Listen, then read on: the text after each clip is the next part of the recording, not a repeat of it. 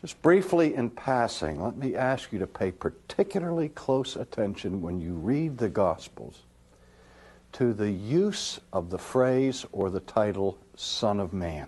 It's one of the most important titles for Jesus in the New Testament, and yet at the same time one of the most frequently misunderstood.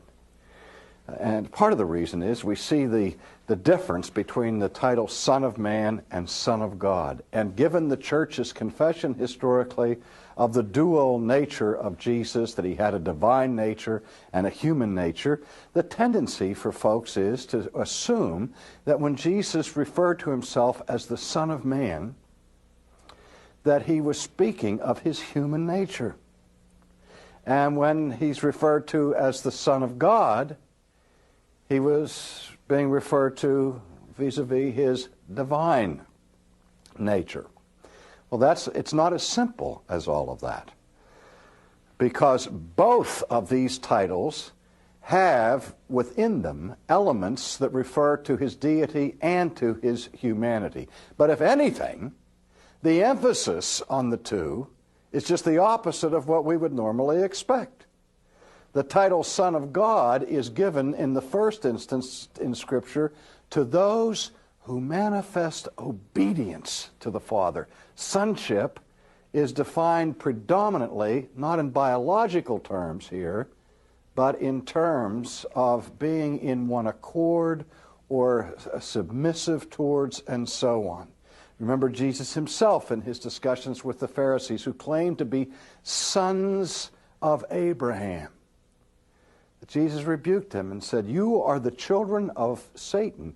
You are the children of the one whom you obey." Now, don't get me wrong. The Son of God also contains, in certain references in the New Testament, clear indications of Jesus' eternal sonship and his deity. So we don't want to overstate the case.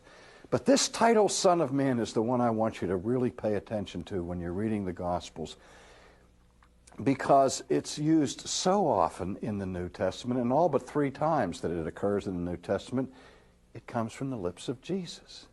And it refers back to the Old Testament vision that was written down by the prophet Daniel, where Daniel had a vision into the interior of the heavenly court of God, where he saw the Ancient of Days enthroned, and the judgment was set. And to the Ancient of Days comes one like unto the Son of Man, who then is given the authority to judge the world.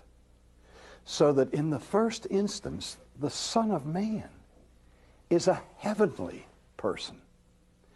A heavenly person who descends to this world, whose principal role in his visitation to this earth is that of the heavenly judge. And then he returns to the presence of God in his ascension. We remember that Jesus says, "No one ascends to the Father except he who has first descended from him." Again, we tend to think that Jesus is calling himself the Son of Man was an expression of humility, when in fact it was a claim to divine authority. That's why I want you to notice this. When he heals on the Sabbath day and is rebuked by his enemies, he said, "I did this that you may know that the Son of Man is Lord of the Sabbath." And when he forgives sins and creates an uproar from his contemporaries saying, "Only God has the authority to forgive sins," Jesus said, "I did this that you might know that the Son of Man has the authority on earth to forgive sins." And again and again and again, you will begin to see that this title, Son of Man, that Jesus uses for himself, is a highly exalted title.